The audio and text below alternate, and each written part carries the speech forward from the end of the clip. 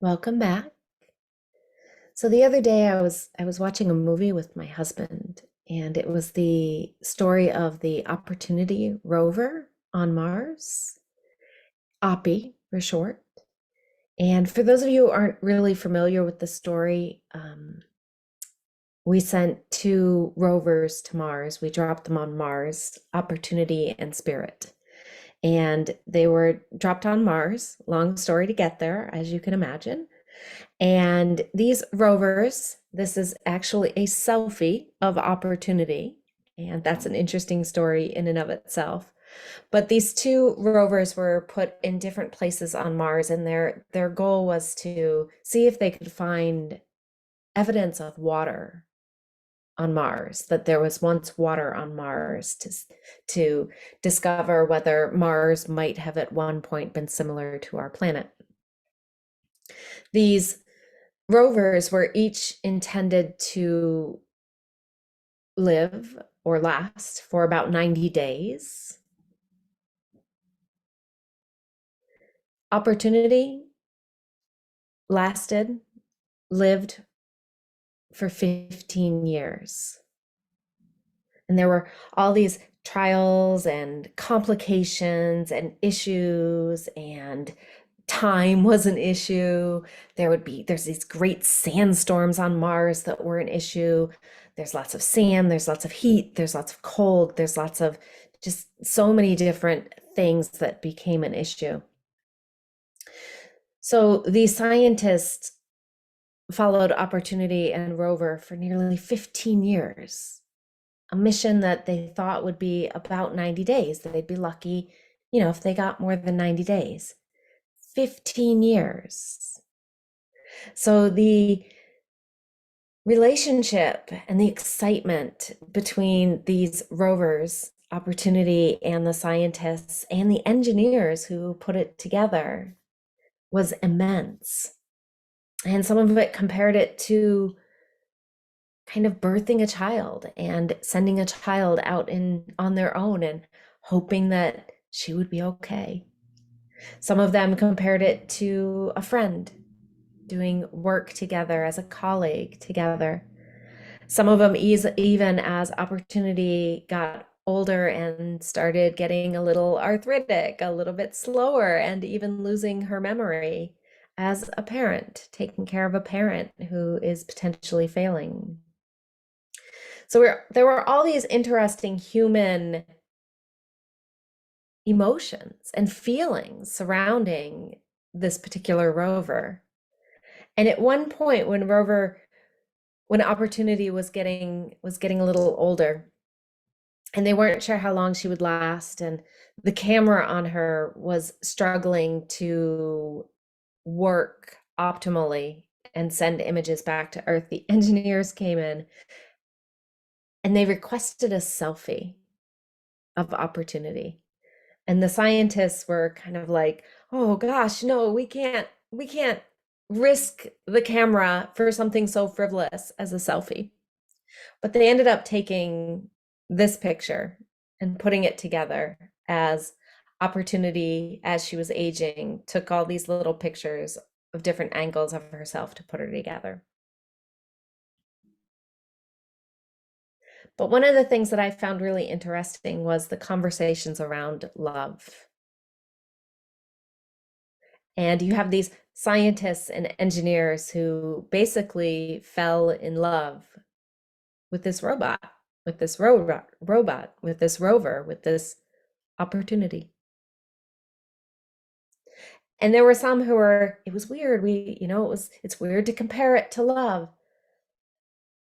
And I remember thinking when I watched it, of course, that's just proof of the human capacity for love. I'm going to say that again. The human capacity for love is bigger than we can possibly know. Falling in love is bigger than we can possibly know. And for our practice, I don't want us to go down the rabbit hole of what is worthy of love. Is it worthy of love? Is that love? What kind of love is that? different kinds of love, which love is better. And I want to just stick with love and this idea, just to bask in this idea of the human capacity for love. So maybe rolling your shoulders up to your ears, back and down, elongating through the spine, opening up your heart space. And taking a look at this image that may mean very little to you, but it has so much meaning to someone else. Even love. And then close your eyes and notice what happens when you bring your thoughts to love. Noticing all the different things that you love. And just keep noticing what arises as you think about the things you love. No need to put labels on things. Are they worthy? Is that love? No need to analyze the different kinds of love. Just noticing what we love. We love the people in our lives. We love the pets in our lives. We love our homes. Perhaps we love our cars. Perhaps we love cookies. And this isn't the moment to analyze what's worthy of love. Just basking in our human capacity for love. And just allow everything to come in without judgment.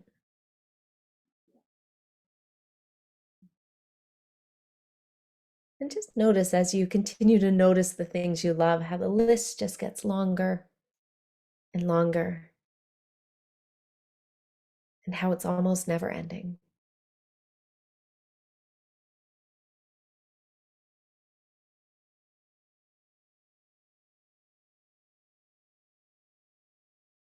Maybe even consider for a moment how it might be possible to fall in love with the little robot living on the planet next door.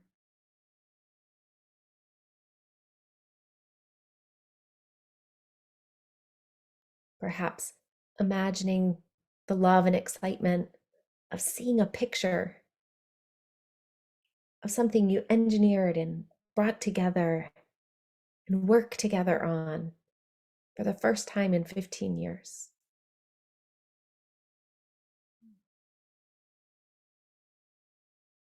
And as you open your eyes and come back to this picture, just allow love to be big and exciting and expansive.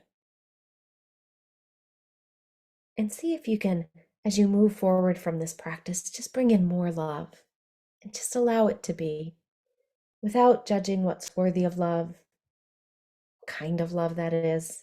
Is that actually love? And just remember as you go out through your day today, the human capacity for love. And maybe even coming back to that thought in those moments where we're tempted to judge other people or get upset or hurt, or in those moments in the day that are challenging when we're cut off from traffic or the line is too long or somebody's rude. And just come back to your heart and remember the immense human capacity for love. And know that that human capacity resides in you and resides in every single person you meet.